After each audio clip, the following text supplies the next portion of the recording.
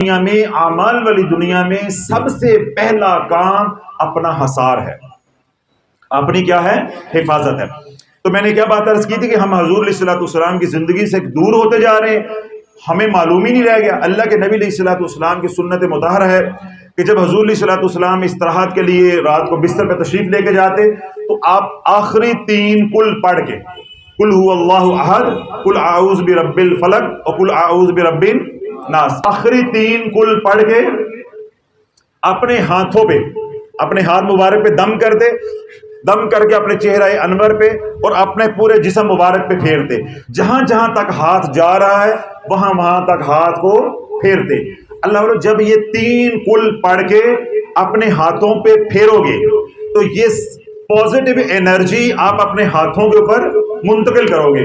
جہاں جہاں آپ کا یہ ہاتھ لگتا جائے گا، سارے دن کے جتنے نظر بد کے اثرات ہیں، شیطانی اثرات ہیں، جادو کے اثرات ہیں، کالی نظر کے اثرات ہیں، حسرت کے اثرات ہیں، حسد کے اثرات ہیں، جہاں جہاں یہ تیرا ہاتھ پھرتا جائے گا وہ تمام اثرات زائل ہوتے جائیں گے۔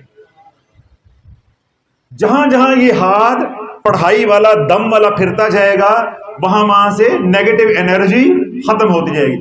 تو جہاں جہاں یہ دم والا ہاتھ پھرتا ہے، جب یہ پورے بدن پہ جہاں جہاں تک ہمارا ہاتھ جائے گا، ہم یہ جب حصار کریں گے تو عملیات کی دنیا میں اس کو کہتے ہیں بدنی حصار۔ کیا کہتے ہیں؟ بدنی حصار۔ نہیں سمجھ آیا؟ کیونکہ یہ بدن کے ساتھ لگ رہا ہے نا، تو اس کو کیا ہم کہیں گے؟ بدنی حصار۔ تو یہ بدنی حصار کر کے سونا اللہ کے نبی علیہ الصلوۃ والسلام کی سنت مطہرہ ہے۔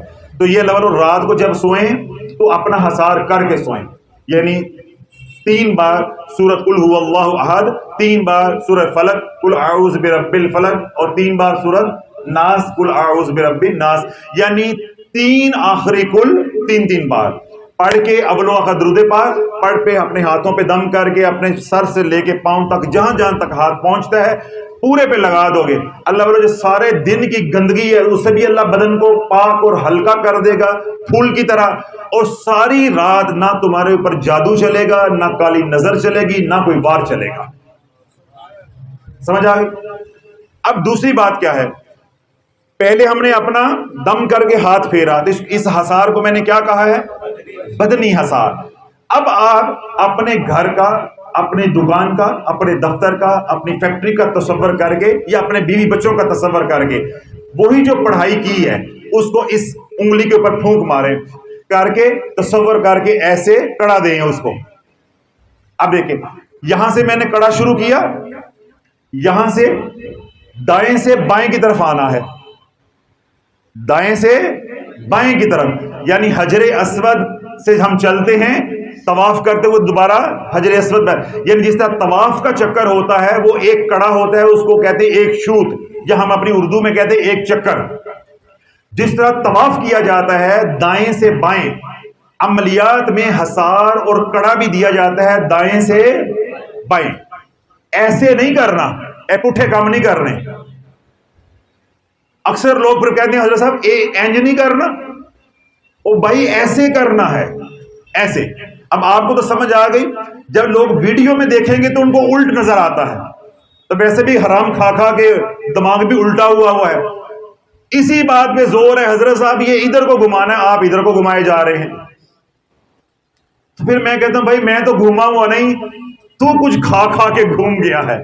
بھائی دائیں سے بائیں آنا ہے، یعنی اس ہاتھ سے اس ہاتھ کی طرف، یہاں سے کریں گے ایسے۔ اب آپ نے تینوں آخری کل پڑھ لیے، پڑھ کے پہلے بدنی حصار کیا، پھر اپنے بچوں کا، اپنے گھر بار کا، اپنا کاروبار ہے، اپنی دکان ہے، اس کا تصور کر کے ایسے کر کے اب یہاں سے حصار کریں گے اور جہاں سے شروع کیا تھا وہیں لا کے بند کر دیں گے۔ اس کو کہتے ہیں عملیات کی زبان میں کڑا دے دینا۔ کیا کر دینا؟ کڑا دے دینا۔ اب آپ نے کڑا دے دیا 3 کل کا۔ کتنے کل کا کڑا دے دیا؟ 3 کل کا۔ اللہ والو کوئی مائی کا لال اس کڑے میں اب داخل نہیں ہو سکتا۔ کوئی مائی کا لال جتنا مرضی بڑا جن ہے، شیطان ہے، ابلیس خود ہے، اس کڑے کے اندر داخل نہیں ہو سکتا۔ کیوں؟ یہ میرے اللہ کا کلام ہے، یہ نور ہے۔ اب آپ نے نور کا کڑا دے دیا ہے، اس نور کے قریب بھی ہوگا وہ جل جائے گا، جل جائے گا۔ اب یہ کڑا تو میں نے شریعت کے مطابق آپ کو بتایا،